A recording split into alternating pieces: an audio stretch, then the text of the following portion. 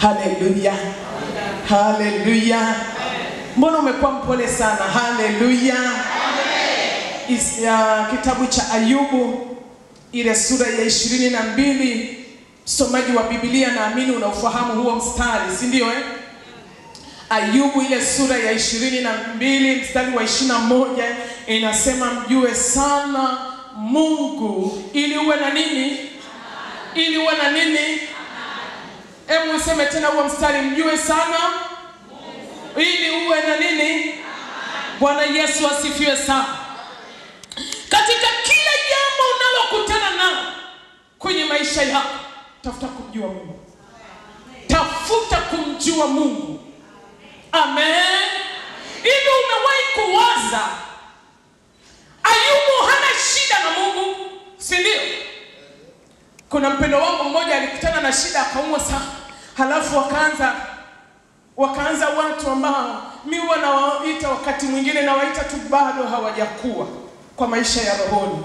Si ndio Kwa sababu kama mtu anaumwa, alafu unaenda unamwambia hivi, unaumwa sana hivyo kwa sababu huna imani. Unajua unamhukumu. Si ndio Sasa yeye alikutana na hayo mazingira. Wakamsemesha vitu sio vya kumuinua kiimani, bali vya kumkandamiza. Na hakusemeshwa na wapagani, alisemeshwa na wapendo. Alisemeshwa na watu ambao ni waumbaji. Sasa mimi nimeenda kumsalimia, nikasoma maisha ya Yusufu, maisha ya Ayubu. Na mwisho nikasema ninavyojua kwenye maisha ya imani, kama mama, wakina mama mpo, katoto kadogo kakiwa kanaanza kuongea, mama afanye lete maji, ukikapa maji kana kunywa, si ndio? Hivi wewe mama una uhakika gani kwamba kalikuwa na kiu? Unanielewa? Hivi unanielewa? Si ndio wewe ni mama wa mwili, ambapo katoto kamejaribu kuongea ukaelewa. Hivi Mungu wangu aliyeziumba mbingu na nchi, hata kama ninaongea sentensi moja tu ya kwamba Mungu nisaidie, Mungu nihurumie, hata kama sineni kwa lugha, lakini inamaanisha kutoka kwenye vilindi vya moyo wangu ya kwamba Mungu nisaidie. Sembuse mtu mwingine, nisikilize mtu wa Mungu. Kuna mambo Mungu anayaruhusu. Inawezekana umekuwa mwema sana kama Ayubu. Imefika sehemu Mungu anajidaia wewe, Mungu anajivunia wewe, alafu amemruhusu shetani jaribu, lakini usiguse roho yake. Kwa hiyo Ayubu angepata upenyo wa kujua kinachomkabili ni kwa sababu ya nini, asingelalama. Angejua ya kwamba ni Mungu yuko na mashindano na shetani. Kwa hiyo mahali nilipo niko kwa ajili ya utukufu wa Jehova. Kwa hiyo ninyamaze. Mjue sana Mungu ili uwe na amani. Ili uwe na amani. Usitizame watu wanaongea nini. Amen. Maana kuna watu wanawajua watu wenzao kuliko wanavyojijua wao. Haleluya. Haleluya. Kuna watu wataalamu wa kutafuta kujua maisha ya watu kuliko kutafuta kujijua wao na Mungu wao. Oh hallelujah. Oh hallelujah. Kila mtu ana mlaba wake hapa duniani. Tusiingiliane kwenye himaya zetu za kimapito. Tusiingiliane kwenye maisha yetu. Kila mtu akae mahali pake. Usinisote haujui. Mungu karuhusu nikutane na ninayokutana nayo kwa ajili gani? Tulia, tutakutana getini mbinguni. Tulia, tutakutana getini mbinguni, ili ujue ninapita hapo kwa ajili gani. Oh, hallelujah! Tafuta kumjua Mungu. Bwana asifiwe wanawake. Nikazie Kiingereza. Mind your own business. Bwana asifiwe sana. Bwana Yesu asifiwe. Bwana asifiwe. Sikiliza mtu wa Mungu, sikiliza mtu wa Mungu. Wakati mimi wa kwangu wanaumwa, nilikuwa naenda India kama ninavyoenda wapi hapa Morogoro tunabeba tu handbag, si ndio? Nilikuwa naenda India kama naenda Morogoro. Siku moja mtu mmoja akaniona na chapa injili. Mume wangu yuko India. Mwisho wa siku akaniambia, umeweza hata kupaka wanja.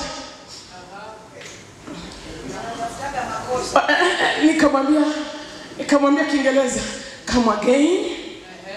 Yani rudia tena. Akasema, umeweza hata kupaka wanja. You are very smart.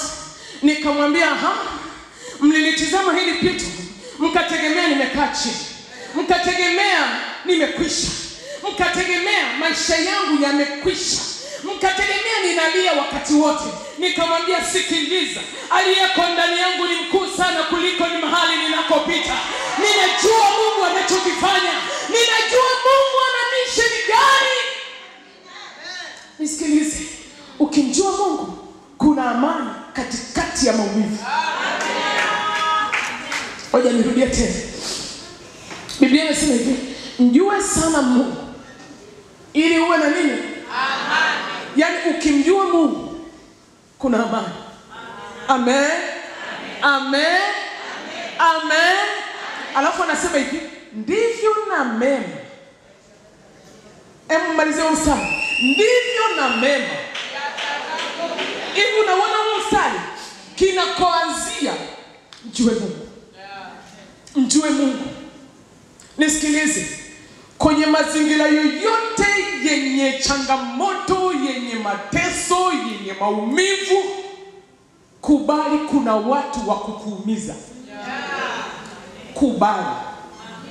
Na akija pagani anajaribu kukuumiza, haitakuuma. Haitakuuma. Unanisikiliza? Haitakutikisa. Tena mara nyingi wapendwa tutasema hivi, wasiomjua Mungu wana madhabahu zao. Atakuja muombaji mwenzi wa kumoyo kwako. Usimwangalie yeye, angalia roho iliyoko nyuma yake. Wakati Yesu anamwambia shetani yule Petro kwamba ondoka shetani, Petro hakuwa shetani. Nyuma ya Petro kulikuwa na nguvu inamsukuma. Kama vile Mungu anavyoweza kupambana kukuinulia watu wa kukunyanyua mahali fulani, kutembea na wewe unachochemea hivi, baadaye unaanza kutembea, baadaye unaanza kutoa. Kama vile Mungu anavyonyanyua watu, ndivyo shetani anavyonyanyua watu. Tafuta kumjua Mungu. Tafuta kumjua Mungu. Amen. Kwa sababu ukimjua Mungu, alafu sikiliza, Biblia inasema hivi, mjue sana. Kwa sababu hiyo ina maana unaweza ukamjua. Lakini kumjua sana maana yake ni kwenda kilindini. Kwenda chini kwa Mungu. Kwamba Mungu, hivi hiki ninachokutana nacho, hata kama nitakuwa narudia sentence ile, si ndio? Hivi Mungu, hivi hiki ninachokutana nacho nini? Halafu naisha kulia. Mwisho wa siku na nene natosha. Ni vile vile kama katoto kadogo. Baba, lakini Mungu anafanyaje? Moyo wako uweke wazi mbele za Mungu. Moyo wako usiuingize kwenye hatia ambazo zitakupiga tansi. Kaa tu kwenye leni, mngojee Bwana. Ndiyo, inawezekana ni miaka inauma. Ndiyo, inawezekana ni miaka. Ndiyo, inawezekana ni muda mrefu sana. Ndiyo maana Biblia ikasema, ruhusuni kunena kwa lugha, ili kuhakikisha unapumua kile cha ndani, ili kuhakikisha unamngojea Bwana, huku ile nguvu ya Mungu ikishuka, ili ile nguvu ya Mungu iendelee kushuka, ili ile nguvu ya Mungu iendelee kukuwezesha. Ukinyamaza utakwisha. Mwambie jirani yako, mjue Mungu. Mjue Mungu. Haleluya. Kwenye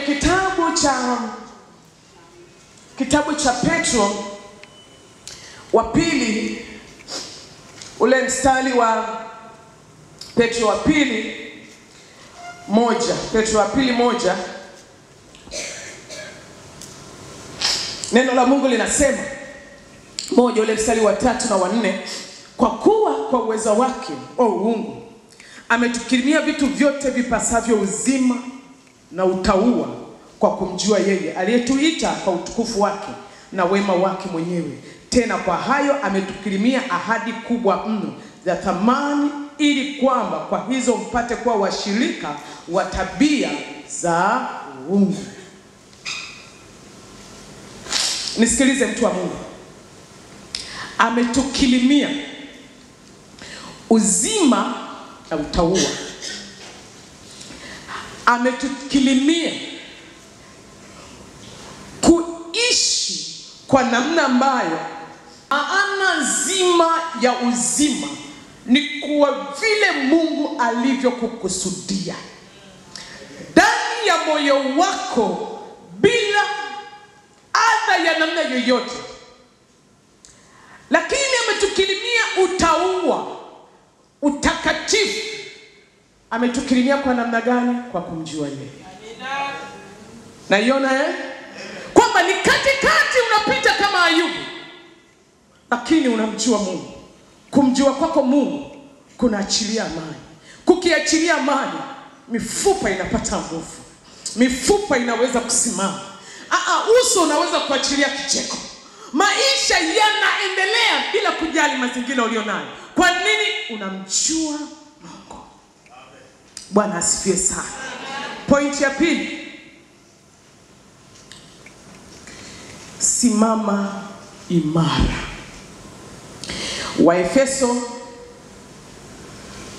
Waefeso 6, simama imara. Haleluya. Amen. Waefeso 6:10 mpaka 13.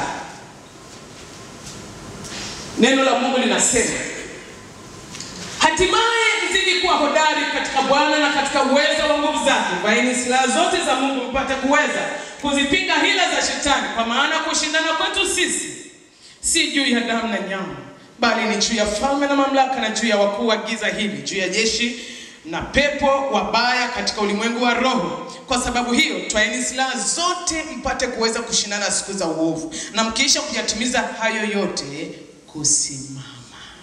Mwambie jirani yako, kusimama. Kusimama. Lakini muongezee tena, mwambie simama ukiwa thabiti katika imani. Mrudie tena, simama ukiwa thabiti katika imani. Kitabu cha Yuda tu ile 1 ule mstari wa ngapi ule wa 5. Yuda, kama kuna mtu amefika hapo anisomee Yuda ya mwishoni kabisa kutoka kabla ya kufika kwa Ufunuo. Kuna mtu amefika? Karibu. Yuda 1:5. Tena napenda kuwakumbusha, ijapokuwa mmekwisha kujua haya yote, ya kwamba Bwana akiisha kuwaokoa watu katika nchi ya Misri, aliwaangamiza baadaye wale wasioamini. Hapo mwishoni amesema je, aliwaangamiza baadaye wale sasa nisikilize. Waefeso wamesema hivi, vaeni silaha zote. Amen. Amen. Vaeni silaha zote mpate kuweza kupinga zile vita. Si ndio Kwa sababu vita vyetu si katika nyama na damu, si ndio? Bali ni juu ya falme na jeshi, si ndio? Katika ulimwengu wa roho, si ndio? Anasema hivi, na mkiisha jamani, ongea basi mwanafunzi. Mkiisha akasemaje? Kusimama. Amen. Nisikilize mtu wa Mungu. Mwanamke upo?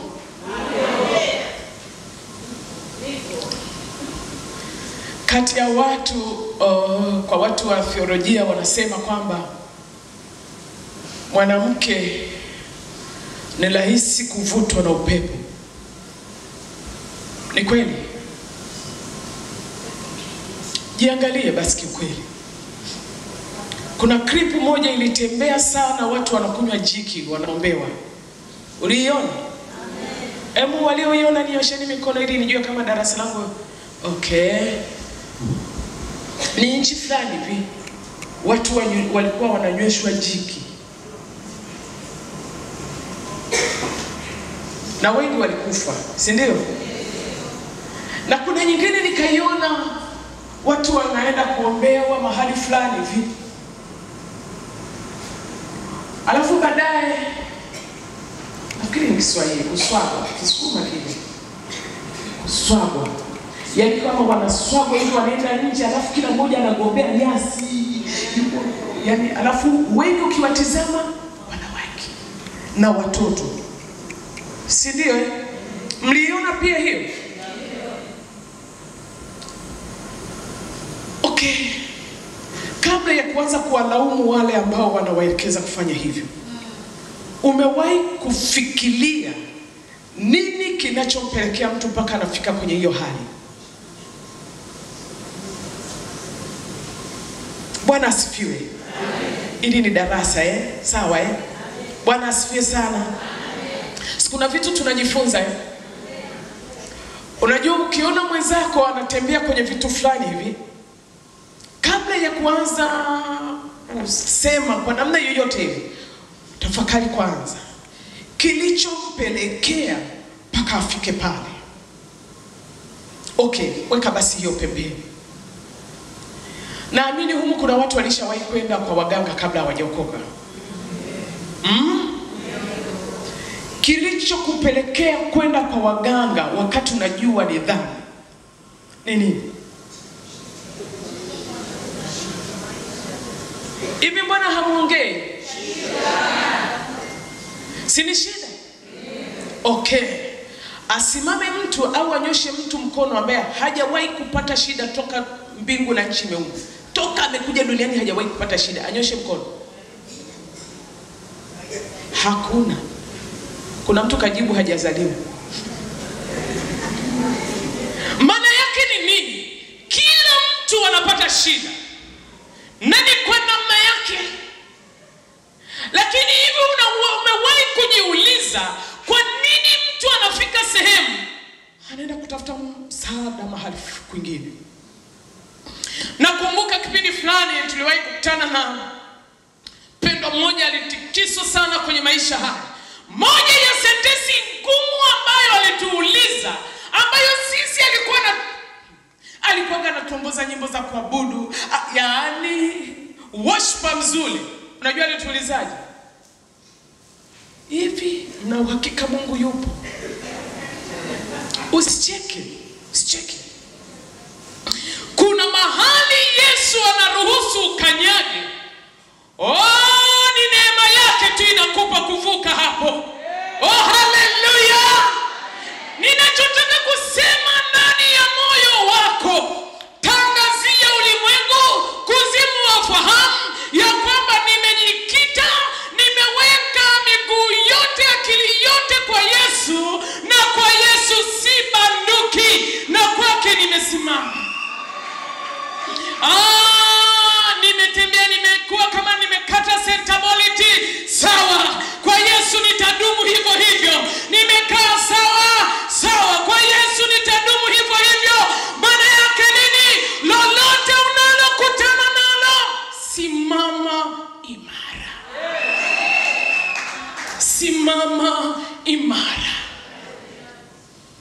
kuna mazomeo, kuna kufanywa hivi, sijui ni Kiswahili gani, kuna kusema. Sio kwamba Mungu hasikii, sio kwamba Mungu haoni. Sikiliza mtu wa Mungu, simama. Inawezekana unashindwa kuziba masikio, lakini Biblia inaniambia katika Wafilipi 4:8, yoyote yenye kupendeza, yoyote yanayofurahisha moyo, yatafakarini hayo. Maana yake nini? Acha kutafakari mambo mabaya yanayokunyang'anya furaha yako. Tafakari ukuu wa Mungu katika maisha yako. Hivi okay. Hivi mpaka mahali ulipo, hakuna kitu kizuri umewahi kufanyiwa na Mungu? Hakuna. Kwa nini hilo tu ndio linataka kukutoa kwenye leni? Kwa nini tu hilo? Tafakari vya kimungu. Amen. Kusudi tu usimame imara. Oh, haleluya, haleluya. Nisikilize mtu wa Mungu. Mume wangu alipofariki, kuna mtu alikuja kwa ujasiri kabisa, kwa macho makavu, peupe mchana, akaniambia hivi, Teddy, unaendelea na huduma? Na mimi nikamwambia, kwani Yesu amekufa? Unajua kuna wakati inabidi akiuliza swali apate jibu. Nikamwambia, kwani Yesu amekufa? Nikamwambia, Wilson aliingia kwenye maisha yangu kwa mission. Amekaa ndani yangu kwa mission. Nisikilize, ameondoka, mlabaha wangu bado upo. Ninakaza mwendo na Yesu. Oh, haleluya. Nisikilize, leo nina miaka 10 kwenye ujana. Nitizame. Yeye yuko kwenye ndoa, amezeeka. Mimi nakwambia nipo. Kwa Yesu kunalipa na chache inabaki. Oh, haleluya. Nisikilize mtu wa Mungu. Nisikilize. Unapopita, kuna watu wamekutolea macho kama wamewasha kama full light. Wanakutizama. Usikufe moyo. Usife moyo. Endelea mbele na Yesu. Unatengeneza ushuhuda. Simama imara na Yesu. Oh, haleluya. Oh, ninampenda Yesu wangu aliyeniokoa. Oh, sio kwamba ninatosha sana, lakini neema yake yanitosha. Niliachwa na watoto. Mtoto mkubwa alikuwa form 4. Anaitwa Timu. Msichana alikuwa form 3. Mapacha walikuwa la 7. Mdogo alikuwa la 5. Wote wako international school. Alafu kamshahara kangu hata kalikuwaga kaingia kwenye himaya za kinyumba. Kalikuwaga kanasaidia ndugu huko. Hata akajulikana. Leo hii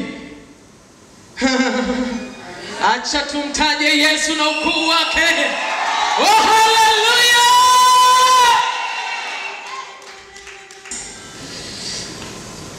Kwenye ujana.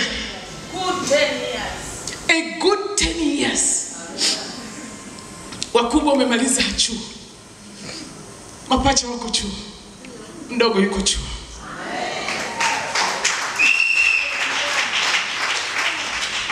Alafu nakuja kuniambia nisisimame kwa Yesu. Kwa Yesu kuna sera. Kwa Yesu kuna lipa. Na chenji inabaki. Nisikilize mtu wa Mungu. Simama imara. Simama imara. Hakuna anayejua ladha ya pito ulilo nalo. Hakuna anayejua jinsi unavyoumia. Hakuna anayeweza kukusaidia. Namwambia Gabeti, kama nilivuka mimi, wewe lazima uvuke. Nisikilize. Sio muda wote unakuwa na kicheko. Wakati mwingine una machozi. Namshika hivi mkono. Yesu anaishi. Kaburi halikumzuia. Kama halikumzuia, nakwambia hivyo, yeye ndio Mr. wetu. Sisi ni Mrs. wake. Nikamwambia hivi, hatumwaibishi Yesu. Ni kwamba maana yake nini? Tumesimama. Unanisikiliza mwanamke? Unanisikiliza? Wakati mwingine nahisi kama watu kuna mioyo inamwaga damu. Yaani ameumiaga moyo. Akipita hata akipanda kwenye daradala, anataka wote waliokaa kwenye siti wanyanyuke wamhurumie. Sikiliza, wenzio tulijiambia hivi, hatujihurumii, maana yake kama ameruhusu, ametuamini tuna msuli. Ameamini kuna msuli. Na kama ameamini, langu ni nini? Kusimama. Kusimama imara. Kusimama imara. Watu wanaweza kuja na sera zao. Haunyimwi kusikiliza. Kunyamaza ni kukubwa zaidi. Kunyamaza ni kukubwa zaidi. Alafu nisikilize, sio kwamba hatujui kuongea. Haleluya. Kuna speed governor za Roho Mtakatifu. Wala usituchukulie poa. Yaani ni speed governor tu za Roho Mtakatifu. Kwa nini? Kusimama. Kuna vitu Yesu alinyamaza. Sio kwamba alikuwa hawezi kupambana. Sio kwamba angeweza tu kufanya wote yani hata ardhi ingefunguka ikawa. Lakini aliwaacha ili litimie. Kwa hiyo kuna watu wanaachwa ni kama wakina Penina. Wewe ni Hana. Ili tu wakusukume. Unaendaga kila siku Yerusalemu. Unaendaga kila siku kwenye makongamano. Kongamano hili libadilishe moyo wako. Kongamano hili lipindue ufahamu wako. Kisha kusimama. Kusimama. Watoto wangu wananitaga Mama K. Wao wanajua. Wafanye vyovyote vile wanasema hiki kwa Mama K hakipiti. Nakwambia watoto wajue msimamo wa wewe mama. Watoto wajue msimamo wa wewe bibi. Ya kwamba unamcha Mungu. Na vitu vyovyote vyenye kujikologa hauko pamoja nao. Kusimama. Sikiliza. Ukikaa kama role model pale juu, kuna gharama kubwa sana utaingia. Kusudi wengine wanaokuja wakute tayari kuna lami ili wapite tu. Tena wakati mwingine wanakimbia spidi mpaka 120. Lakini hawamjui yule Mchina au Mtanzania aliyepitisha greda, aliyekuja kupitisha lami. Hawajui. Kuna vitu vya kiimani Mungu ameruhusu upite. Ni kwa sababu tu kuna watu wanajifunza kupata ushuhuda kutoka kwenye maisha yako. Usimuangushe Mungu. Maana yake Mungu amekuamini. Simama. Haleluya. Mwambie jirani yako kusimama. Mwambie tena kusimama. Na mwambie kabisa simama ukiwa thabiti kwenye imani.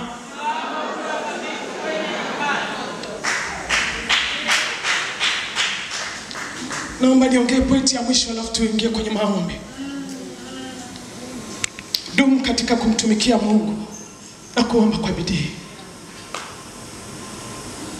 Utasoma kitabu cha Luka mtakatifu ile sura ya 1. Rudia mwalimu. Dumu katika kumtumikia Mungu na kuomba kwa bidii. Luka 1:8 mpaka 11 na Marko 7:24 mpaka 30. Tazielezea kwa ufupi. Wewe dumu tu katika kumtumikia Mungu. Dumu tu. Wengine mioyo imejaga mashuhuda tu mengi. Mimi nafanya kazi, lakini nazunguka kumtumikia Mungu. Siku zangu za likizo ziko kwenye maisha ya kihuduma. Wewe dumu tu kumtumikia Mungu. Naamini unamfahamu Zakaria baba yake Yohana. Alikuwa na maumivu la mtoto. Tumbo lilikuwa limefungwa. Hakuacha kumtumikia Mungu. Hakuacha kumtumikia Mungu. Unajua kuna vitu vinatokea kwenye maisha vinalenga tu uache kumtumikia Mungu. Fikiri mimi nilivyokutana na hivyo. Naombea mtu alafu wa kwangu anakuja kufa. Ni rahisi kukiongea, lakini sio rahisi kukiishi. Si vyepesi. Wewe dumu tu kumtumikia Mungu. Unavyoendelea kumtumikia Mungu, uko katika kumtumikia Mungu, atakutana na hitaji lako. Mimi mwezi wa 3 nilipokuwa natizama eti ni 10 years bila huyu baba ndani, nililia kwa machozi, nikaenda madhabahuni kumshukuru Mungu. Katizama, sio kwamba nilikuwa sipati vishawishi, lakini nimedumu tu kwenye kumtumikia Mungu. Kila Jumamosi na kipindi redioni, na maana kila wiki mimi niko madhabahuni niombe. Ni mwajiliwa wa taasisi fulani, niombe watu ambao unakutana na message nyingi sana, watu wanalia. Wakati mwingine mtu anaeleza kwenye simu mpaka unaingia gharama ya kumpigia. Anaongea kwenye simu, analia, anamaliza vocha na anasema hana, unaweka vocha ya kwako. Dumu tu katika kumtumikia Mungu, atakutana na wewe huko ndani. Zakaria walikuwa na teso na mtoto, hakuacha kwenda madhabahuni kwenda kumtumikia Mungu. Na huko ndiko Mungu alivyokutana naye. Lakini pia endelea kumwomba Mungu bila kukata tamaa. Kwenye hiki kitabu cha Marko ambacho nimekupa, ni habari ya mama mmoja ambaye hakuwa Myahudi na Yesu akiwa Myahudi.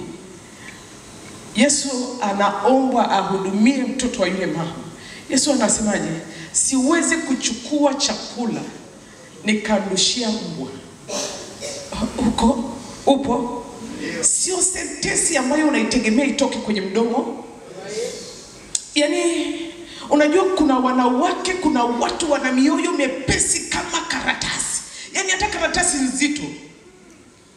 Fikiri Yesu anasema si sahihi kuchukua chakula umpe mbwa. Yaani ni rahisi kumwambia hivi, yaani Yesu umeniita mimi mbwa. Sawa Bwana, sawa. Unajua kuna watu wepesi wa kuzila. Unajua kuzila ni utoto. Sasa nisikilize. Yule mama alikuwa msonofonoike. Utasoma huko. Hakuwa Myahudi. Na kwa wakati huo Yesu alikuwa anatengeneza kwanza taifa lake la Wayahudi ili awe kama ndio mbegu ya kufikia sasa injili duniani kote. Kwa hiyo Yesu alikuwa kwenye mission, anatengeneza kwanza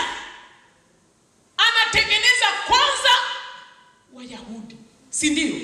Lakini nisikilize, alivyoambiwa si sawa kuwapa mbwa, sikiliza jibu lake la kiutuzima. Kasema hata mbwa hula yale makombo. Kwamba hivi Yesu, hata kama uponyaji uko kwa ajili ya Wayahudi, sikiliza, yale makombo ninayahitaji kwa ajili ya mtoto wangu apone yale mapepo. Nisikilize. Yesu akasema sijawahi kuona imani hii. Yesu alikuwa kwenye mission kwanza ya Wayahudi. Mwanamke kwa king'ang'anizi chake cha kuomba, anakutana na maneno ya kukatisha tamaa, amesimama hapo. Ile imani ilipindua ratiba ya Mungu, ratiba ya Yesu. Kwamba yuko kwa ajili ya Wayahudi, ilibidi avuke mipaka, aende na kwa mataifa. Nisikilize. Kuna vitu ng'ang'ana na Mungu mpaka hivi, hata kama babu yako wewe mwenyewe hujawahi kuvipata. Sema hivi, kuanzia kwangu na uzao uliokuja badala yao, hauta copy na kupesti vya nyuma. Sijui unanielewa? Ni maombi fulani hivi, yani ni maombi ya hivi. Kama kwenye Ufunuo panasema hivi, mbingu ilikaa kimya nusu saa ikisikiliza. Ifike sehemu, sababisha mbingu ikae kimya, inakusikiliza wewe Janet, inakusikiliza wewe Doris, inakusikiliza wewe Abigail, inakusikiliza. Nataka tuombe.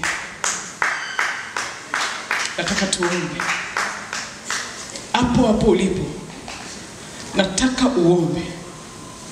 Sijui kuna mahali gani natamani tu Yesu aingilie kati, lakini natamani uwe kama huyu mama, ya kwamba Yesu, hata kama bado wakati wa hili jambo, nimekuja tena leo Yesu, nimekuja mzima mzima. Amen. Rando robo saka ikandara bakuru wasiki ya bosa yawe Mungu.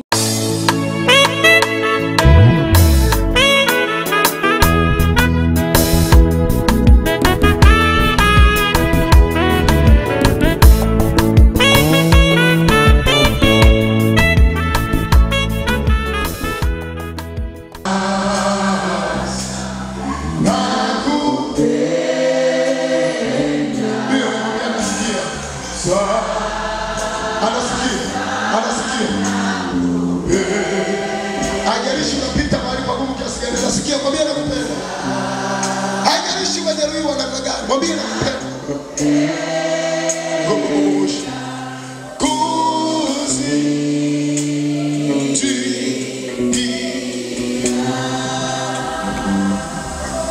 Mungu wetu ni mwema sana. Bwana Yesu asifiwe sana. Hongera kwa kufika. Hebu muangalie mwenzio hapo alipokaa, alafu mwambie ya kwamba wewe umeumbwa kwa mfano wa Mungu. Hivyo hivyo alivyo ameumbwa kwa mfano wa Mungu. Amen. Hata kama ameumbwa na ana pua ndefu, ana sikio pana, ana nini, ameumbwa kwa mfano wa Mungu. Kwa sababu maumbile hayaongei juu ya mfano wa Mungu, lakini kuna kitu ambacho ndicho kinachoongea ya kwamba huyu ni mfano wa Mungu. Bwana Yesu asifiwe sana. Wakati mtumishi wa Mungu mmoja anaongea juu ya habari, mtumishi wa Mungu anaongea juu ya habari ya wanaume, aliyeongea habari za mafundisho mazuri sana. Wanawake kila mtu akajichekecha mwenyewe, si ndio? Bwana Yesu asifiwe sana. Na wakati mwingine unaweza ukafika nyumbani ukaanza kumuita mwanaume mnyama, hata kutwanga makofi, hata kupiga makofi. Na wakati mwingine anaweza akasema ya kwamba kuanzia sasa kwenye makongamano kama haya usije tena. Yale yalikuwa ni mambo ya kwako wewe ya rohoni. Lazima upate ufahamu. Amen. Jina la Bwana libarikiwe sana. Tulikuwa tunaelezwa sisi ili tupate faida. Maana neno Bwana anapolituma, analituma ili kutuokoa na tupate faida pia. Jina la Bwana libarikiwe sana.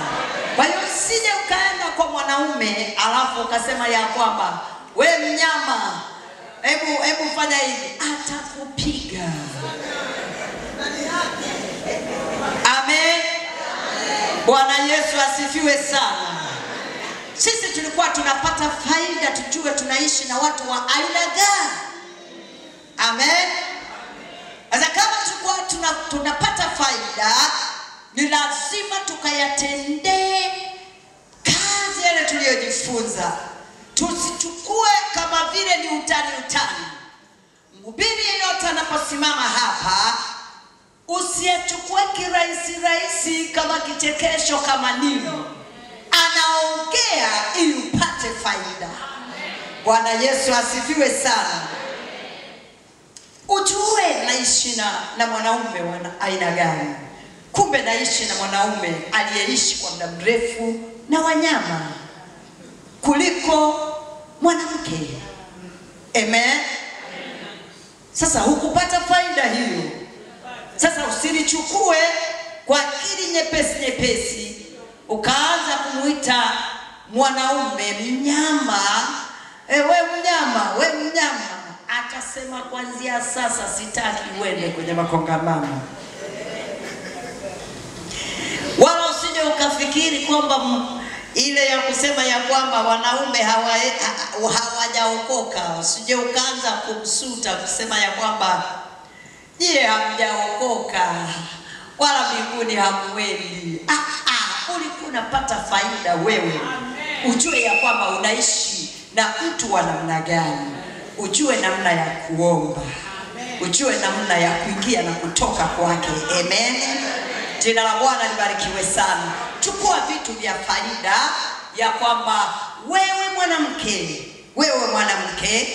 Mungu na wewe mwanamke ndio mnatazamana. Anasema umefanya nini? Amen. Jina la Bwana libarikiwe sana. Hayo mengine ni faida yako wewe. Sawa mama? Sawa mtumishi wa Bwana?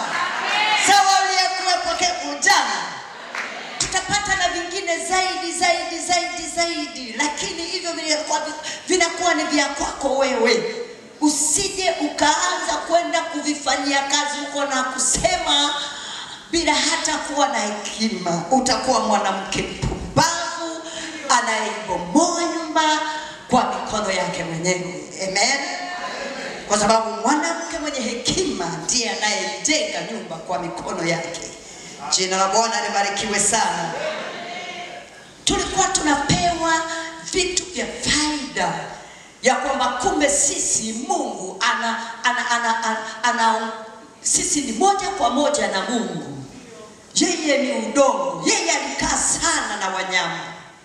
Amen. Lakini sisi ni moja kwa moja na Mungu. Alikuwa anajaribu kutuambia jinsi nguvu iliyomo ndani yetu. Jina la Bwana libarikiwe sana. Sasa nguvu hiyo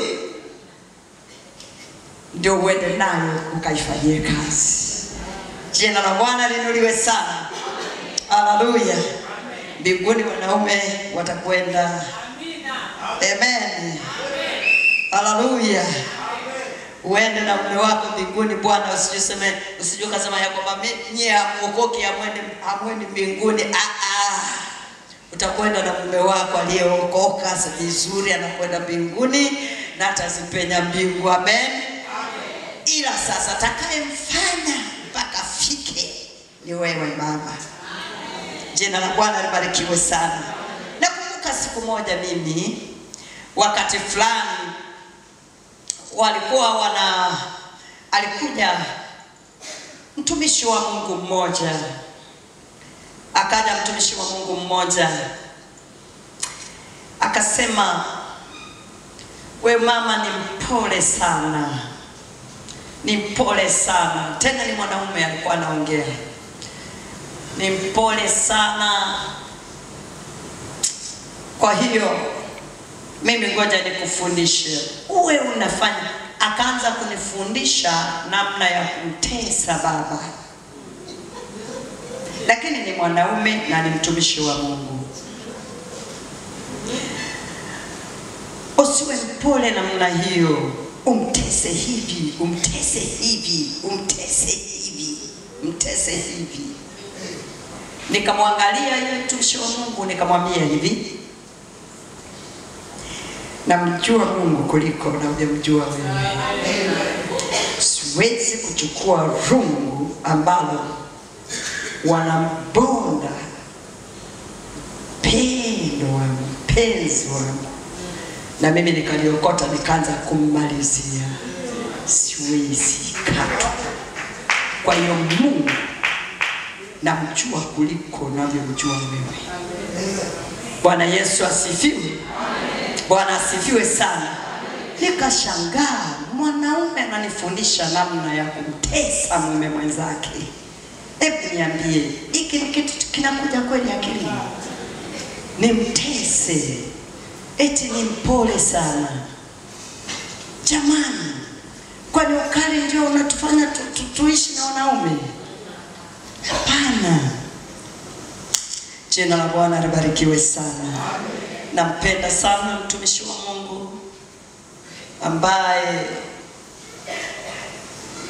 na tunawasiliana kila wakati. Hata sasa wengine walikuwa wananiuliza maswali mengi ya kwamba hivi bado yuko gerezani.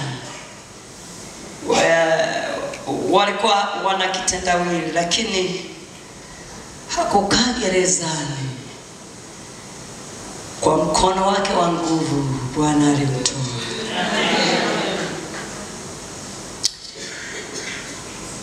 Kwa hiyo na kuna siku nakumbuka alikuja mwanamke mmoja akaja kuniambia vitu. Unajua mimi natembea na mume wako, unajua hivi, aliongea mambo mengi, amevaa shanga zake, akaongea mambo ya ajabu, ameumbika vizuri sana, na akajisogeza kwangu sana, akasema mume wako ni ovyo kabisa, ovyo sana. Akaongea mambo ya ajabu sana ambayo wakati yani mahali hapa siwezi kuyaongea. Kesho yake akaja, sikujua, lakini kumbe ndio grupu, yani ndio kundi la kuweza kumuua. Usiwe mwepesi mwanamke wa kuchukua vitu vya kusikia. Unapotembea na mume wako, unavyoendelea naye, sio kwamba wote wanafurahi, na kuzimu sio kwamba kuna furahia, na wala shetani sio kwamba anafurahia unavyoishi na mume wako hata siku moja. Amen. Na jinsi mnavyotumika pamoja na yeye, hafurahii shetani. Na kumbuka ya kwamba ni falme mbili zinagombana, na hata siku moja hadi itakuja kupatana. Nivuta nikuvute. Kesho yake akaja tena asubuhi. Alipokuja asubuhi, sijui ni kitu gani kakatuchekesha. Tuko pamoja na mume wangu, tulicheka, tukacheka, tukagonga, tukacheka mpaka tukakaa chini. Kumba amechukia kweli yule mleta taarifa, kakasirika kweli kweli, akaenda moja kwa moja kwa watesi, akasema yani lile mwanamke lipumbavu kweli, lichinga. Yani mimi nilifikiri, yani nimekuta wewe wanacheka, watu wanacheka. Mimi nilifikiri labda maneno niliyokwenda kumwambia yatakuwa ni mambo ya kumfedhesha, mambo ya kulia, mambo ya kufanya nini. Yani nimekuta wanacheka mpaka wanagonga, wameniacha mimi nasononeka. Akajieleza. Rafiki ya shetani hawezi akakuletea vitu vya kusema kwamba ninyi muishi vizuri, wala hawezi akampamba wala akakupamba wewe. Na nielewa wapendwa. Jina la Bwana libarikiwe sana. Na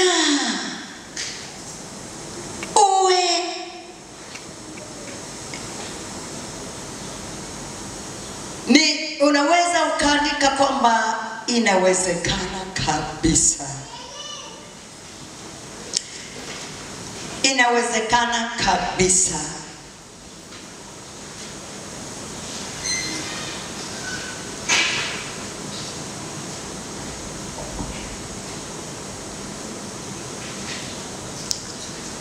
Naomi alifiwa na mume. Kisoma katika kile kitabu cha Ruthi, chote ukisoma kile kitabu nakipenda sana. Kitabu cha Ruthi 1:11 ndipo nilipoanzia habari hii. Naomi alikuwa amefiwa na mume wake, alafu alikuwa na watoto wake wawili wa kiume, nao wakawa wamefiwa, nao wamefariki, hawakuendelea kuishi, wakawaacha wanawake wajane. Siku hizi jamani, wanaachwa wajane wadogo. Naomba usihuzunike, walikuweko hata wa kwanza waliacha wajane, walikuwa wadogo kweli kweli, wengi waliachwa.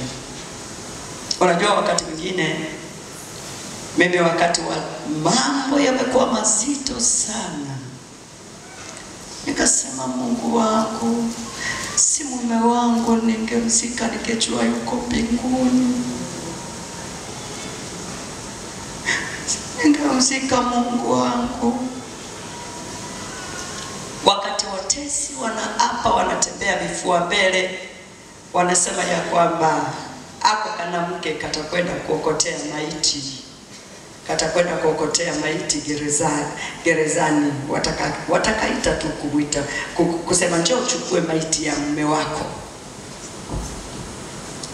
Sasa nikawa nasema kwamba Bwana wangu, si afadhali mume wangu wange, yani nikaanza kuwaona wajane ambao wamezaa wamekufa, wachungaji wamekufa, wamewazika, alafu wakabaki wamama wachungaji wajane. Nikawa nawaona kama wana fahari, nikawaona kama ni wazuri, nikawaona kama ni watu ambao wamenizidi. Kwa hiyo nikawa na mawazo ya mkanganyiko mazito. Mpendwa wangu, inawezekana. Amen. Bwana Yesu asifiwe sana. Amen. Wajane msilie. Asante kwa Mungu kwa sababu mimi sio mjane, ila Mungu aliamua kunipitisha katika mapito ya tofauti na ya aina yake. Lakini wewe akakupitisha kwenye pito la ujane, na wala siwezi kumfariji mjane kwa sababu sijui kufiwa, lakini kwa pito linalofanana naweza nikakufariji. Amen. Jina la Bwana libarikiwe sana. Huyu Naomi alikuwa Myahudi, alikuwa anakaa katika nchi ya Moab. Sasa pamoja na familia yake akafiwa huko, kafiwa mume, kafiwa watoto. Alipofiwa watoto, mume naye kafa, akawaita wale watoto wa Kimoabu, Ruthi na Orpa, akawaambia hivi, ninyi watoto wangu, wake zangu, rejea sasa, rejeeni nyumbani kwenu mwende. Maana mimi sasa siwezi tena, mume hayupo. Hata angelikuwepo ningelizaa. Si rahisi kwamba watoto ambao ningewazaa ungewasubiri mpaka wakue alafu waolewe, waoe ninyi. Kwa hiyo rejeeni nyumbani. Akaongea maneno ya huzuni yule mwanamke mjane. Alipoongea yale maneno, yule mwanamke wa Kiyahudi akasema, na mimi ninarudi nyumbani kwa baba zangu. Orpa yakamuingia sana aliongea yule mama, akamkumbatia mama yake, mama mkwe, akambusu. Alipombusu akamwaga, akaenda. Alipokwenda, historia ya Orpa ikaishia hapo, hatuioni tena. Lakini Ruth akasema hivi, mimi mama sikuachi. Akawa na king'ang'anizi, akasema mama, mimi sikuachi kabisa.